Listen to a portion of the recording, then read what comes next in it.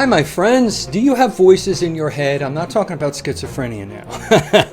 I'm talking about addiction.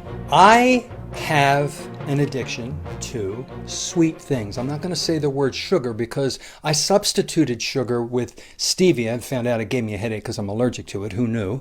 And then I substituted sugar with pure monk fruit, sometimes with erythritol or sometimes the pure kind. And I was getting mild headaches too.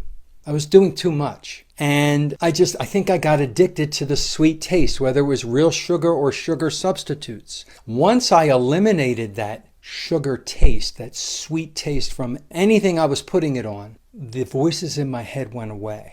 So what am I talking about, voices in my head? When I had sweet things, I enjoyed them so intensely. They must have hit these dopamine receptors in my brain and just turned things on. Oh, I like that. Then in my head, I could think about, I can't wait till I get that again. I want that again. I'm going to add a little bit of it to this, and I'm going to add a little bit of it to that. And I couldn't stop. I literally wanted to have a little bit of monk fruit in almost everything. And no, it's not sugar. And no, my pancreas does not put out insulin to neutralize sugar because monk fruit doesn't respond to that. All right? It just tastes sweet, but it isn't sweet. It doesn't have a glycemic response. Maybe I had a cephalic phase insulin response. I don't know. I don't have a continuous glucose monitor to check that out. But I learned that sweet things are my downfall. And the voices in my head say, have some, have some, have some, have some. I can't wait till it's 2 o'clock because that's when I have it every day. I mean, I don't want to be a slave to those voices in my head. So I cut out even all of the artificial sweeteners. I did. To do that, I had to get them out of my kitchen because if I knew they were there, again, my brain knows they're there. So I had to eliminate them from my kitchen. And I'm fine. And I don't have the recurring thoughts in my brain that I want something sweet. It's gone. It's totally gone.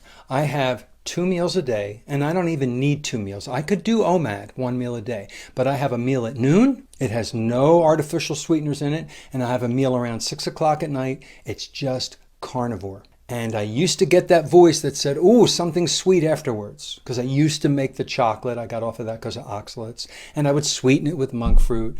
And then when I got off the chocolate because of the oxalates, and that was other videos I've done because I had issues with oxalates, I was better, but I was still doing it. So now I'm completely off. And now I don't think about food. I don't think about shopping. I don't think about what's good to eat that's sweet. It's gone. I eat for nutrition. I haven't eaten yet today. I don't have my watch on me today because it's on the charger, but I think it's around 10 or 11 o'clock. I'm not eating till noon. And I just eat at noon every day. I probably don't need to. I could probably go all the way till 6 o'clock tonight because I'm not hungry. And I'm not thinking about anything sweet or artificially sweet. I'm still going to eat at noon and 6, and I'm going to have healthy carnivore foods. I can't wait. But I'm not fixating on it. That's the difference.